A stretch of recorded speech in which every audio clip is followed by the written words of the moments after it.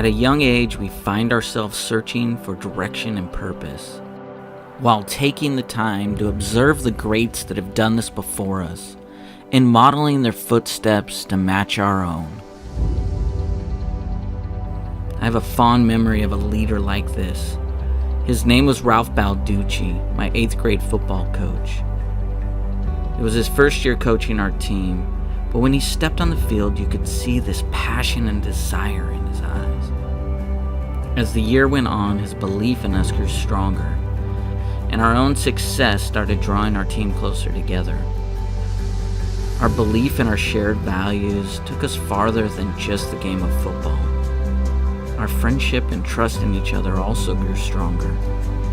It was all because of one man caring so much to inspire a young group of kids to achieve something great. Leadership is not a position awarded to an individual. It's the individual's desire to lay the foundation for others to follow and help them find the courage to do something that may otherwise seem impossible.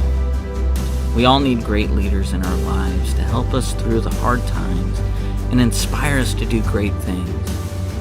Because once we go through the experience of following great leadership, we find ourselves developing the leadership traits that will soon inspire the next group of individuals looking for direction and purpose.